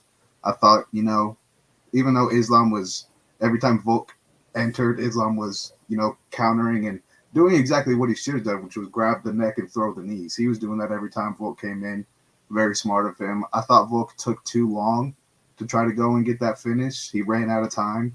When he finally got Islam to the ground and was ground and pounding, there just wasn't enough time for him to really get a finish. And then when I went on Twitter, I was like, I should maybe be more upset that Volk lost. I thought it was a pretty easy decision, but everybody else thought that Volk got robbed. I mean, Joe Rogan included, by the way. Yeah, I saw. He was probably wasted. I don't know if Joe watched too much of that fight. They do a lot of stuff on there when they're watching those companion fights. Yeah. Those companion fights. Yeah, I saw that clip. They were all saying vote, and then except Eddie Bravo, he was just like, he was calm. He was just saying, it was a close fight. Everybody, of course, Schaub, he's gonna, show love to his big bro and Joe. He's gonna agree always with Joe, but. Yeah, it was close, and I think the reason why people felt that way is because we didn't expect Volk to fight like that. Like everybody thought Islam was going to take him down, keep him down. That's the other thing too. I think Volk just won, at least me, like the hearts of everybody. Like especially, absolutely. Was it? Well, I think it was the first round where Islam had him on his back. It was on his back too, and Volk is doing this and yelling at him and. I'm like, what is he doing? This is like the most dangerous position you could be in. But I thought it was so funny when Dominic Cruz was like, Volk is so hard to submit, and Bisping was like, he has no neck. I remember that. I remember that was funny. He was like, he has no neck. You can't get it rid of it. It's not like I think that was a thing too. It was just like you said, CJ, it was very surprising to me because like last week when we were talking about it, I thought that. I think I picked Islam to win this. I might have picked Volk because I like him, but like with Islam, it was like Volk might just be too small. Right. Like I thought it was one of those situations where it's like, oh, I think he's just going to end up getting submitted. And there were a couple like the first round, I was like, oh god, he has his back. Here comes the choke. Like it's done. I was like, already? Bro. I was like, damn. And then that was the thing. Volk kept like shooing the hands away and like getting his arm in the right position, and then at the end he's talking to him and go whatever, like, and I was like, what is wrong with you? Yeah, he was bugging. Like, and I think it was that moment, but I think that went a long way too for Islam being like, what am I supposed to do? Right. I think that freaked him out too, where for us it was cool to see Volk, but for Islam it's like, every other person that's ever been here, I've literally murdered them in front of a live audience, and this dude is laughing and calling me a bitch. Because I guess somebody asked Volk what he said, and he was like, "Is that all you got, you bitch?" Like that's what he said to him apparently. Like, Crazy, bro. Just to Yeah, talk so I like think in that moment, it sounds like, what is wrong with it? Like, what am I supposed to do? And then, I mean, listen, you guys have probably seen it more than me. I don't remember seeing. Has Islam gotten rocked like in the UFC? He got he knocked got out. knocked out. In the Yeah, UFC? he got clipped. He got clipped early in his career. Early? Okay. And Yeah, like I haven't hasn't lost since. Yeah, like I haven't seen that, but like the last few times I've seen him fight, like it's just been pure dominance. Right. So I wonder if those times, you know, he gets clipped by Volk, it's like, whoa, this wasn't supposed to happen either. Like, what's going on here? So and like you guys said, there were other times where he was on the ground too, and he could like get up and like the time Volk had him against the cage, like he was the one that went for the clinch and had him against. I was like, what is going on right now? But it's crazy because I mean, both these guys in their careers, outside of both their one losses, we've never really seen them like struggle. Like yeah, Ortega had the couple submission attempts. Yeah, right. Those happened, but like he survived them and got out of them. The whole fight, both these guys were just like, okay, this guy I'm fighting right now is the best in the world. Like nothing I normally do is working. That was like the whole fight. You see the picture of Islam when Volk is on top. His eyes are like crazy wide open. Like, what is happening right now? Like, it was crazy to see both of them not look like the, you know, completely dominant fighters that they normally are. And now, I mean, you guys see what Dan Hooker said?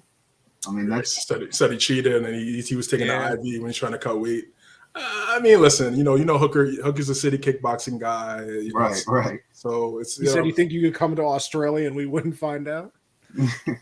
So I mean, we don't know. I think they got to run it back though. I think this has got to get run back. See, I saw some people on Twitter saying too that they not right away though. I saw Yair's got to get his shot. Yair's got to see if he's actually champ first.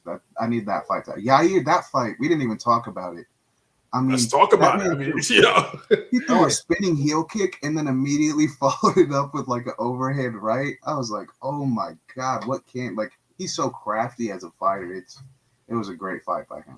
Great fight by Yair. He did a phenomenal job. He's an excellent striker. He was tagging Josh. Yeah, those body kicks. Oh my god! It was. I mean, really, after that, it just looked like the game plan, whatever game plan that Emmett and his camp had, they just wasn't able to figure it out. I mean, he was just hitting them with the body kicks all day. Anytime Emmett would go southpaw, body kick. Couldn't close the distance at all either. Yeah, the reach, his reach, he was moving around, and when he got in, he hit hard every time he got in close range. And then remember early, he was willing to be on his back in the first round. He was willing to be on his back, be offensive. He was throwing elbows. He did a great job. I think his performance kind of gets overshadowed because of what we saw in the main event. But he was excellent. He was excellent. Mm-hmm. The way he finished Josh too. I didn't see that submission coming. He got there quick, out of nowhere. Because I saw him. He grabbed his wrist.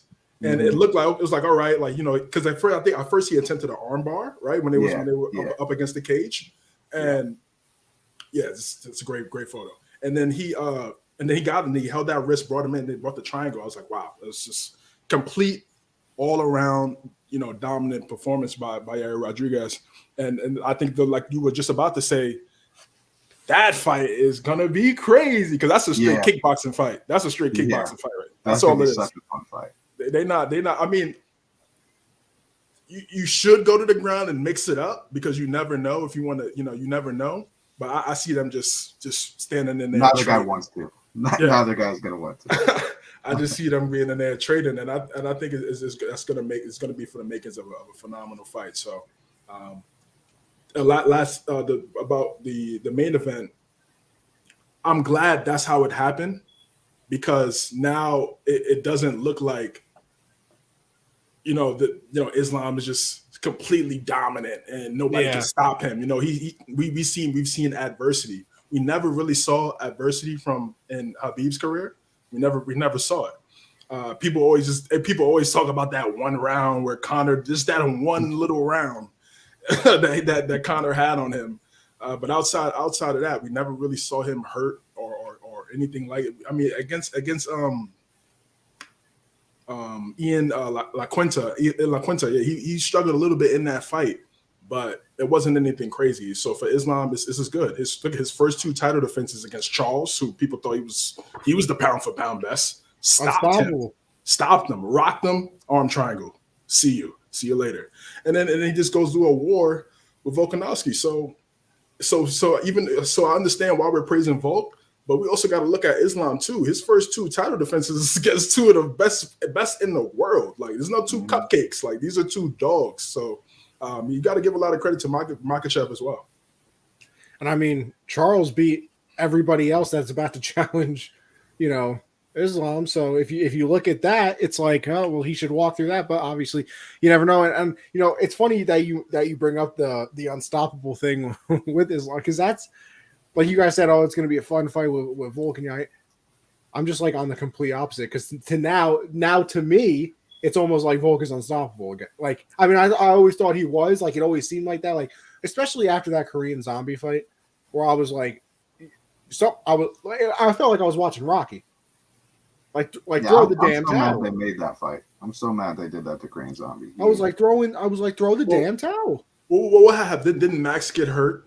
Right? Well, Max. I think he got hurt in his camp, like early in his camp or something like that. And I don't know. Throwing Korean Zombie in there, I just didn't like that too much. Got destroyed. Yeah, he got destroyed. And I mean, and he's still unstoppable at 145. So still somebody stops him. He's the best. He's the best. Best featherweight ever. Like there's no denying it. I mean, listen, you're not going to get an argument for me. Listen, Jose Aldo, bro. Jose Aldo Jr. I mean, he was undefeated for 10 years. Yeah, WEC and UFC. There's definitely an argument. For me, it's Volk. I mean, unless he gets, because that Conor knockout, like Jose was the best in the world, no doubt, for 10 years, but that Conor knockout, I think that kind of gives me reason to put Volk over. We ain't seen that from Volk really yet. That's fair. Listen, I think Volk is definitely one of the greatest featherweights ever. I mean, him and Aldo. Yeah, easy. Didn't Aldo fight a boxing match? Not even over. What'd you say, bro? Didn't Aldo fight a boxing match, or isn't he supposed to do that? He did. Yeah, he did have a boxing match. He won by unanimous decision. Yeah, did he? It was on Fight Pass. Yep. Oh, I didn't even know that. Did he fight anybody? No, it was his first fight, so you know the game. You know the game. Yeah. He's doing that game bred thing though, right? That Masvidal does. I think he's fighting. What's his name? It's the guy Connor was like, who the fuck is that guy? That's who he's fighting. Oh, Jeremy Stevens. Yeah, I think that's who he's fighting. Jeremy Stevens. Oh, okay. All right. Yeah, I did see that for Masvidal. He got his little own promotion going on. I see him. Gilbert, that's a fight. Isn't he fighting Anthony Pettis versus Roy Jones Jr., right? Yeah. That's the Game Bred FC. Yeah. Yo, Pettis looking yoked up. Yeah, for real. You saw the picture of him next to Sergio? They was looking. Yeah, he's huge. He's looking big. No, you saw it, baby. Right, yeah, exactly. That's why Connor can't fight until August. Yeah, exactly. He got to mask all them, Trenabol, all of that. You got to mask all of it. All those needles out of the way. Because it was funny. I was listening to Joe Rogan too, and they were talking about Cowboy Cerrone. He was like, "Bro, he's got to be on something because he looks huge now." He's like, "Look at his neck." He's like, "He's huge." Yeah. Joe's crazy, bro. Joe's mad enemy. Honestly, like I like his normal like pods. I mean, at least when it's somebody that I actually like care about, I listen to his stuff. But if it's anything like I don't listen to like any of like his political episodes. I just don't care. Like I just haven't. But like if he has like any YouTube person, like any sport person, but his like MMA ones, and even if I don't know the person. Like I've listened to a few where I'm like, I'm not gonna lie, like I don't know who this UFC fighter is, but I'm gonna listen. Fantastic. Like he just did one with Bilal Muhammad. No, he did. I listened now, and that was great too. But the new lightweight champion. Islam new lightweight. No, light heavyweight. My bad. Oh, Jamal Hill. Yeah, he just did one with Jamal Hill. Oh, I gotta check that out. Jamal Hill one was fun. I listened to that one. That was a good one. Yeah, it was funny. They were joking about the video he made in response to Yuri. Right. Yes. Yeah. No, I gotta check that out, bro. Nah, it's good stuff. Yeah, listen, he got paid about $20 trillion for his podcast for a reason. So we'll move on, though. We'll move on from the UFC world into a world that you guys know very well, especially CJ, as you know, this man is out here hosting the Yes, sir. the NBA show of this network, the trading deadline, winners and losers. CJ, I'm going to kick it off with you here.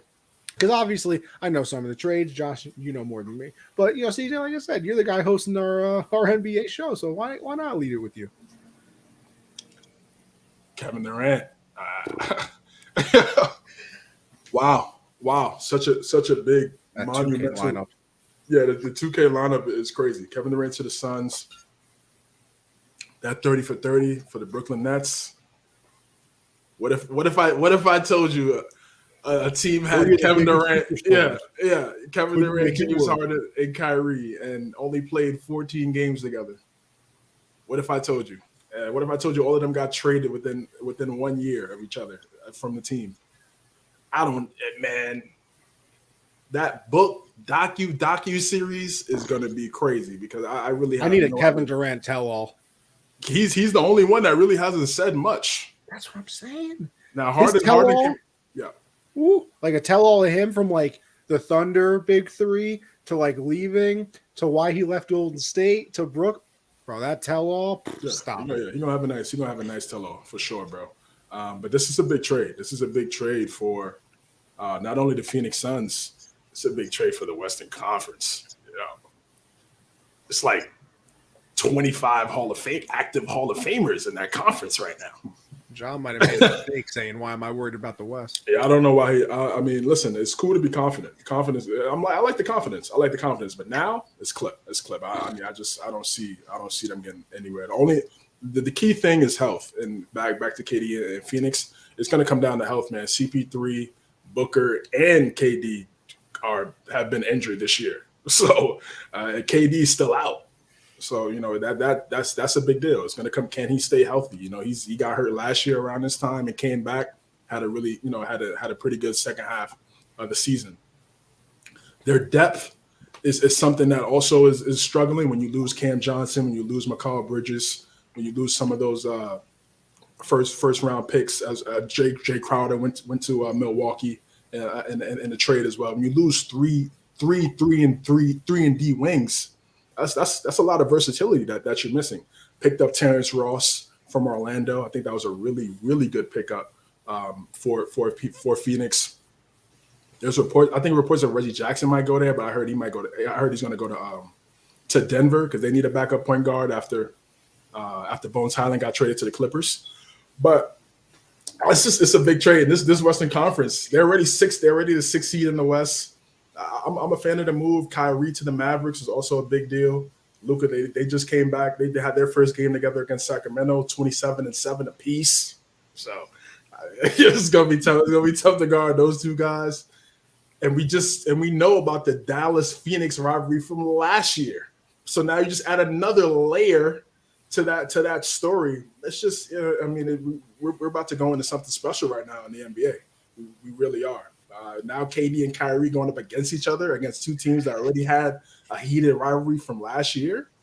Whoa. If they meet up in the first round, second round, I'm not missing any game. I'm not missing not one game at all. Lakers made some good moves. D'Angelo Russell. For them to flip Russ and a first-round pick and get three starters, essentially. Beasley could be a starter on another team outside of the Lakers. Golf clap for Pelinka. Golf clap. Good job. Not a full clap yet. Not a full clap because it's about time. This is the best move he's made as a GM for the Los Angeles Lakers. It's not even hyperbole. It's just facts. Because the worst move he did was bringing in Russ because it's a bad fit. It's a terrible fit. You trade 2, 3, and D wings for a guy that can't shoot or play defense. So it was straps, some would say. I'll say. And that lasted 1.5 seasons. So for him to get D'Lo is a perfect move. It's a perfect pickup because LeBron is the facilitator. He's the point guard of the team. So D'Lo could come in. He could play off the ball. When he's in the lineup with LeBron and AD, he He could also play a little bit on the ball with LeBron and AD as well. If LeBron and AD want to be screeners and rollers at certain times, they don't necessarily have the ball all the time. They could get easier baskets off the ball. I think it's a great move for them acquiring D'Lo. Vanderbilt, I think, is the X factor in that trade. I don't know why Utah was just so willingly just wanted to give him up, but he's versatile. Even in that game against the Warriors on Saturday, what he was able to do, his ability to guard 2 through 5, play guard 3 through 5, and also play 3 through 5 as well, adds a big time boost to their lineup for sure. I mean, they didn't have wings last month. Now you got Hachimura, Vanderbilt, Reeves, and Lonnie Walker coming back off injury, plus LeBron and AD. Lakers made some good moves. Clippers stayed active. Also, getting Eric Gordon back, getting Bones Highland, trading Luke Kennard to the Grizzlies. So it was a really good NBA trade deadline. Definitely it's going to go down in history as one of the most impactful trade deadlines ever because KD got traded. And we're going to see how this plays out, bro. For LeBron, his last few years of his career is going to have to go through this. He's able to win. Listen, man, he's able to win a championship with this gauntlet in the West. What are we talking about? And I love Jordan, bro. But if he's able to go through those teams, those teams are healthy. Hey, so it was a great trade deadline. It was a lot of fun, and I can't wait to see what team steps up in the second half of the season. Yeah, I agree with all the teams you said, CJ. The Suns getting KD. I know some people are saying like the package was the Suns gave up a little bit too much. They gave up their youth and their future, but it's Kevin Durant on a 4-year deal. Like, you're not going to say no to getting that. And they also picked up Baisley. I think that's good for the depth that they lost. He didn't pan out in OKC. He went from being a full-time starter to then we got all these draft picks and young guys are playing ahead of him. It just wasn't a fit, but I'm interested to see how he works on a more veteran team that has structure. I think that'll be interesting. You brought up Terrence Ross. They're going to be huge in the buyout market. I mean, all those veterans that are going to get bought out are definitely going to have Phoenix as their destination they want to go to. Yeah, the Lakers, I mean, flipping Russ for those three guys was crazy. I'm also very happy for Russ. It was painful to watch fans just crap on him all the time when it wasn't really his fault that they put him in a lineup that he has no place in being in. So I'm happy he got out of there too. The 76ers too, I think getting Jalen McDaniels was a really nice pickup too. I think he's versatile and can be a good player for Harden. I mean, just going to the rim and finishing. I think he's a nice pickup too, can shoot a little bit. And the Clippers, I think the Nuggets I know there was problems with Bones and the Nuggets and everything. They didn't get along. They were trying to move them. But only getting 2 seconds for Bones, I thought was kind of crazy. What was up with all the second-round picks getting traded? Second-round picks in the NBA don't do anything, ever. No, I mean, there's a couple that have. You never know. But I thought that was a crazy trade. Eric Gordon was nice. Also getting Mason Plumlee to be a nice backup or even starter with Zubac if he starts not playing well. Plumlee's been really nice for the Hornets this year. I only really have one loser, and I don't even know if I call it a loser because I personally haven't completely given up on James Wiseman. I don't think he's really had a ton of opportunity. I mean, he has had games where he's gotten a lot of minutes and all that, but not consistent opportunity. Obviously, injuries have been a problem too. But, I mean, only getting Gary Payton back really essentially for James Wiseman, I thought they could have got a little bit more out of him with how young he is. He was a number 2 overall pick. The potential is there, so I thought they could have got more out of that. So only 2 kind of losers would be the Nuggets for the Bones trade, but you never know what teams were like, well, you want him gone so bad, we're not going to give you a good package because you're going to get rid of him anyway. And then the Wiseman trade, I didn't like too much, but a lot of big trades here. Where's Russ going to play? Because isn't he going to get bought out as well? Clippers, I heard, are very interested in him. So yeah, he will get bought out. Yes, there will be a buyout. The Jazz and Russ have been in communication. Russ said he's going to take some time and he'll make a decision after All-Star weekend. So I see Clippers has a great relationship with Paul George. Paul George had his best career under Russ, as you guys know, being Thunder fans, and I think that'll be a good fit. Miami, I just feel like they just need one more guy. Surprised they didn't do anything. Well, they tried to. You saw Pat Riley. Pat Riley was almost. What was that about? I mean, that's crazy. Yeah, I don't know. You guys talking about the Bam thing? No, this is they had a trade in place, but couldn't get a hold of Pat Riley to get it. Yeah, because he was sleeping. Right, they tried to trade Kyle Lowry, and get something back for him, but they couldn't. They didn't pull the trigger because they weren't able to get in contact with Pat Riley, like Josh said. He was sleeping, man. Slump boys. Slump boys during the trade deadline is kind of when your team like is really a piece away. It's kind of crazy, but he's an older guy. But I feel like my boy said it to me, and I don't remember the exact things that it almost happened a few months ago, where they were going to trade Bam to the Nets, and like Ben Simmons was going to go. Was it right? Yeah, they were talking about that, but it was like a 3-team trade, I think. Yeah, it would have been a 3-team trade, but you can't make that deal because there's a rule in the CBA that you can't make a trade with the guy that you just traded for on his rookie extension deal. So remember the Nets. Yeah, Sixers made that deal, yeah. And Simmons was still on his rookie deal. Bam also was on that rookie extension deal as well. So.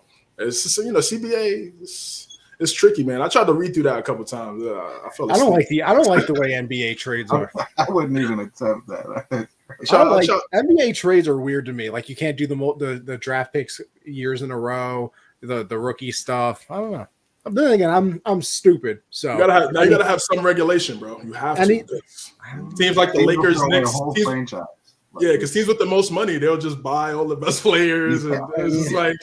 It'll be all the small. Yeah, I mean, but there isn't restrictions in the NFL.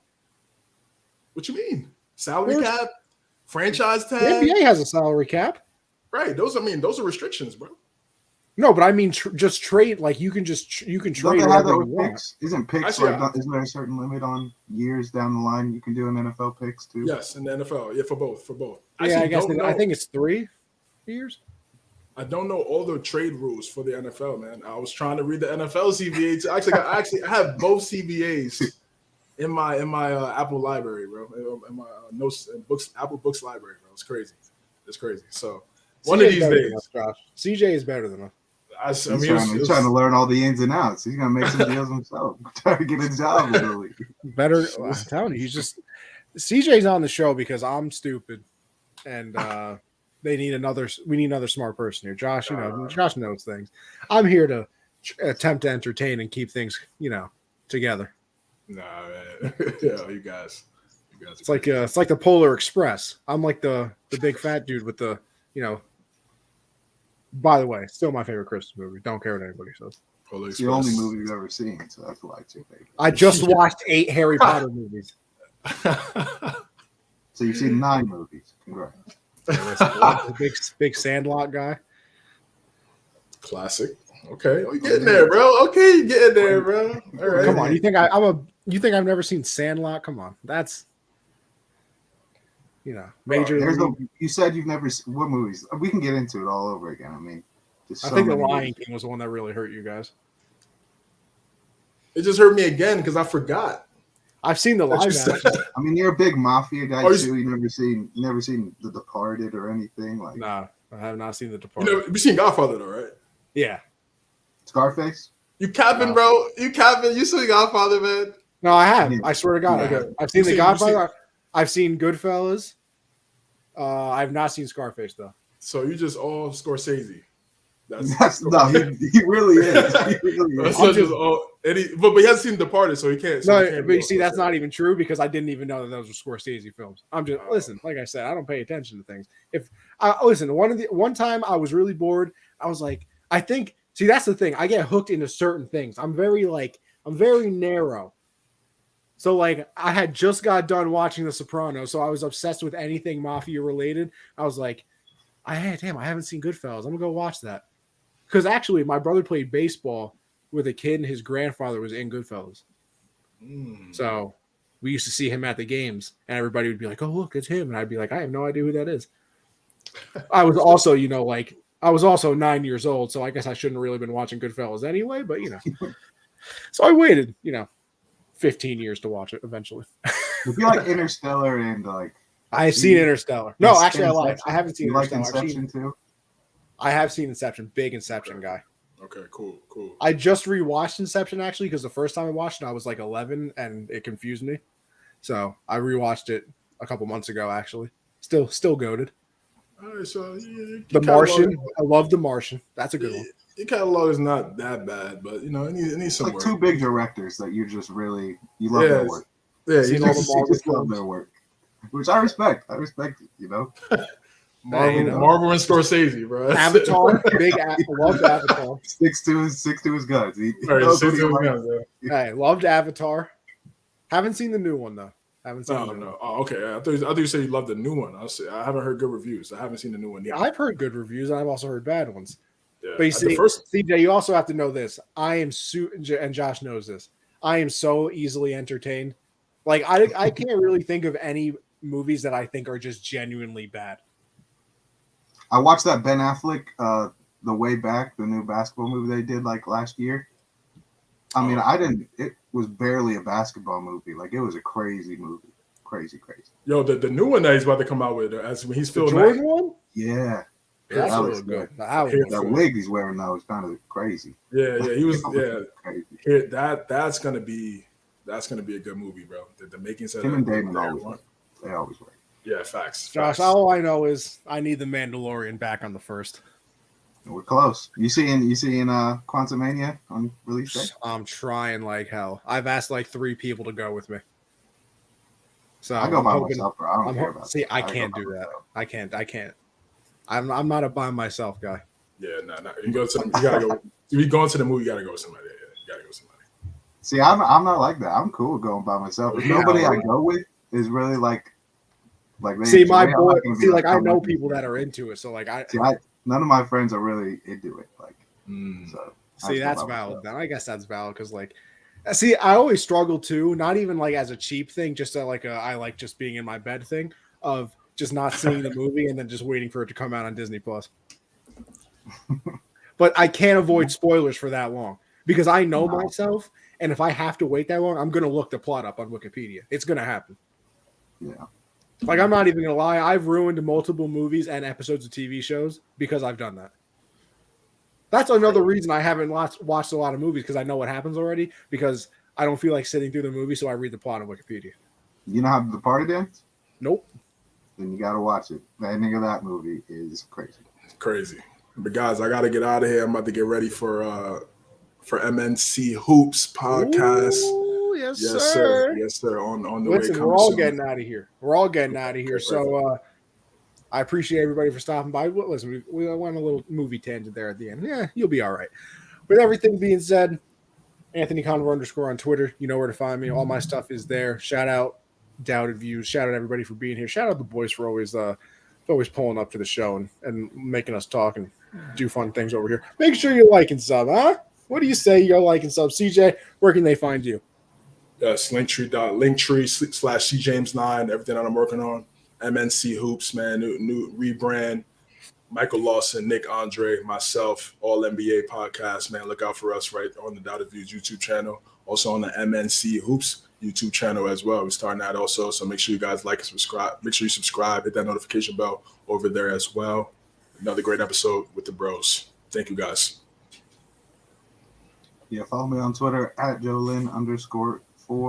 Make sure you head over to Underdog. Use code GenZ, double your first deposit. Make sure you tune in Monday, 7 Eastern. All right, with that being said, we're headed out of here. Y'all have a good one. See you guys next week.